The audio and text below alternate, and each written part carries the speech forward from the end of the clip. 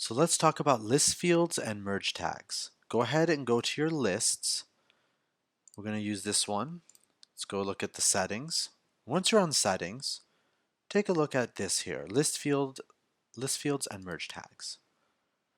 So first thing to remember is you can actually manage the fields available to your lists sign up forms by clicking here.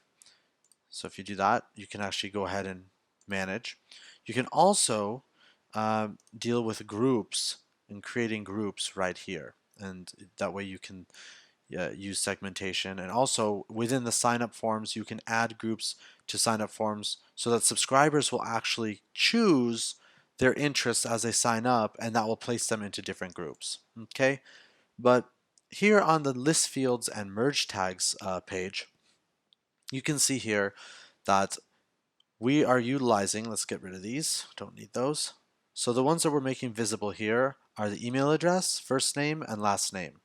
Now remember we imported this list and we included an email address which shows email right here, right? We included a first name which is a text field, and also last name which is a text field. Okay, so what you want to do is you want it to be set up so that wherever it's like, for example, their first name or their last name, like let's say you have a list of 100 people and you have all their first names and all their last names, right? And you're sending out an email and you don't want it to just say dear valued customer, you want it to say dear Tom Smith, right? For example, what you would do is instead of saying putting their first name in the email when you're setting it up and designing it, you would either put this, which is merge one, or you would put this, which is F name.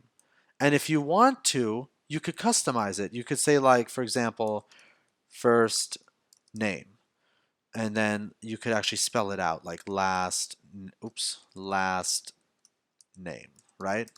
So wherever you wanted to say first name, you just copy this area here, put it in there, or you could just put merge one. So this is going to be identified as the merge one. And what it's going to do is it's going to pull their name, their first name from their list that's attached, the first name that's attached to the email address you're sending to, and it'll say, like, for example, dear Tom Smith. But what if, and I'm just going to give you another example here. Let's say that you did not make it a required field. See here, when you're creating your forms, you can make it, you can also change this on the form creation itself. You can make it a required field or not. If for some reason you did not make first name and last name a required field because you wanted more people to opt in, for example, then maybe you have their email address, but you don't have their first name and last name. So what's going to happen when you've created a campaign and in there you've put first name and last name?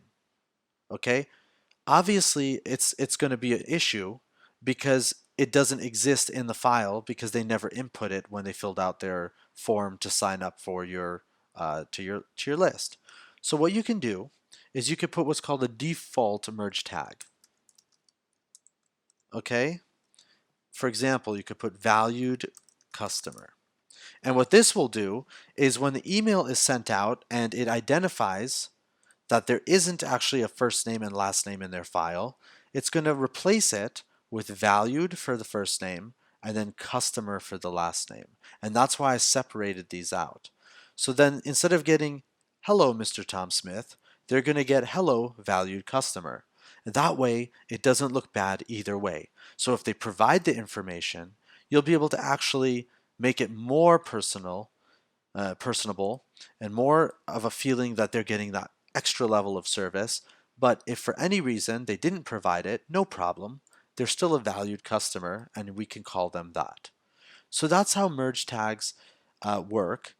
And you can actually add fields here, like, right here to this, and we will make them required and such. But we were just looking at it on a basic level with the first name, last name, and the email address.